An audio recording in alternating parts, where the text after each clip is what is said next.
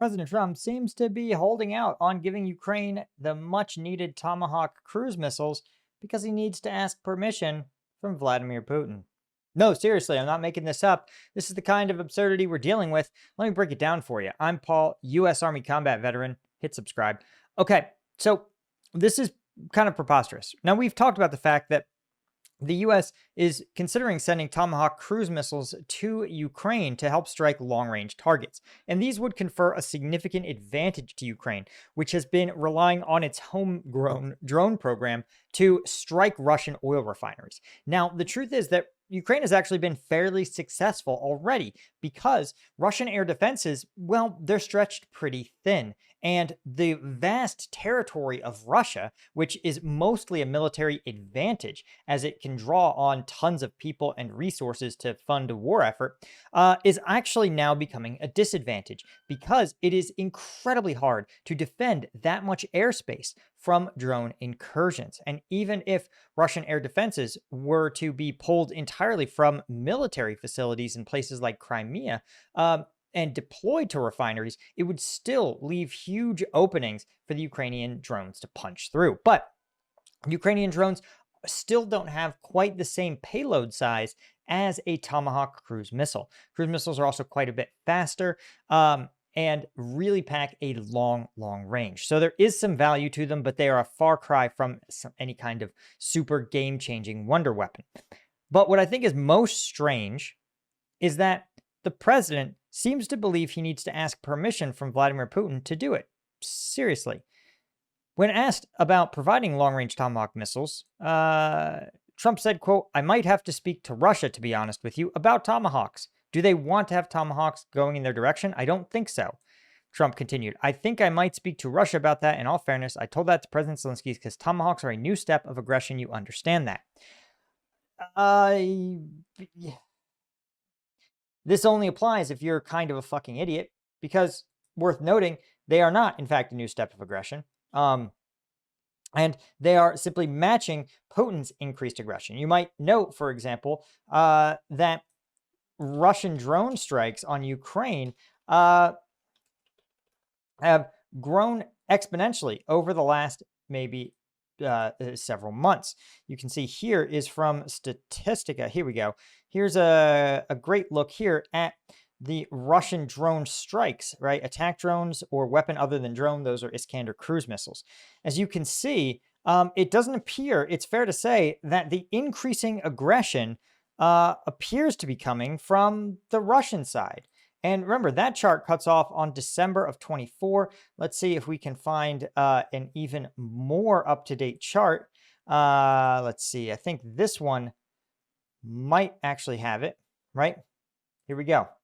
Here's total number of UAVs, daily, monthly average, and a trend line. As you can see, we're seeing exponential increases in the size of these strike packages per day. We're seeing record-breaking numbers. And by the way, these have increased only, right? This appears to be ending the week of March 2025. And so you have this combined with the fact that the Chinese are beginning to escalate the war by providing additional support, right? Russia escalating it again by pulling in the North Koreans, having more North Korean deployments. I'm fascinated with the idea that Putin never asked the US's permission to deploy North Korean troops or to receive Chinese spy satellite data, but somehow the US has to get Putin's permission to send these Tomahawks. It's really fascinating. Trump said, "I might tell him that if the war is not settled, that we may not, but we may do it." He added, "I think it's appropriate to bring up, I want to see the war settled." Now, I want to point out that you might say this sounds very familiar, right? Because Trump in August said that he was going to meet with Putin and give him an ultimatum. And in fact, they walked away from that meeting and Trump said, wow, Vladimir Putin promised he would meet with President Zelensky. President Zelensky, of course, said, "I'll meet Putin in any forum and discuss peace talks." And of course, Putin did nothing. In fact, after meeting with Trump, Putin only escalated his attacks on Ukraine. So the idea that now Trump's having been humiliated by Putin once, Trump's strategy is to actually continue to defer to him is literally insane, especially if we're talking about new steps of aggression. You might note that the attack on NATO some might argue that that was also an increase in Russian aggression, right? So this insane part is that this, if you're like Paul, this is the exact same criticism you had of Joe Biden, you'd be correct that once again, Vladimir Putin has gotten the U.S. president into a submissive role, and that Putin chooses when, where, and how escalation happens, and the U.S. only matches or partially matches that escalation. Truly insane. Now, of course, the total lack of respect for the United States from the Kremlin is transparent because Dmitry Medvedev, said the delivery of Tomahawk cruise missiles, quote, could end badly. Now, this is stupid Russian phrasing where they use speculative couched language. They use hypotheticals instead of providing clear, straightforward communication about consequences. And the reason they do that is because there aren't actually any consequences, right? The Russians are not as strong as they project that they are, right? And again, this nuclear threat thing is just completely absurd because, well, frankly, if the Russians really viewed these strikes on energy infrastructure as warranting nuclear escalation, well, they would have just nuked Kiev, which does not have the protection of any other nuclear power. But nonetheless, right, this administration, as we've talked about, this administration has no policy. It doesn't have a strategy, right? The Biden policy was milquetoast. It was clearly designed by committee because instead of decisive executive leadership, right, President Biden was suffering from some kind of cognitive issue. And now instead you have President Trump who likely is also suffering from some other kind of cognitive decline, maybe just normal being an 80-year-old man, right?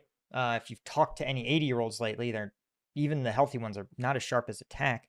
But the problem is Trump maintains personal individual control. And so we simply see him, insanely enough, executing the same tactics again and again, saying, Vladimir Putin, this is the last time. I'm going to give you a chance to make peace or else I'm gonna. What? Nothing. Vladimir Putin has made no peace overtures, has moved in no way to de-escalate. He has escalated the conflict in numerous ways, and the U.S. has done nothing. So it sounds like Vladimir Putin has correctly identified the U.S.'s fundamental weakness and inability to defend its allies, right? And if you know what the president has done to punish Russia for attacking Europe, for attacking NATO allies, put in the comments because, boy, I missed it. Anyway, that's all I had, guys. Thanks so much for being members over on Combat Vet News. Guys, like Sergey's and check out Alan Knudsen, Alfred Chesky, and all of our Lieutenant tier members, including those of you guys who don't want your names displayed. I respect that. I'll see you in the next one. Hit subscribe. Cheers.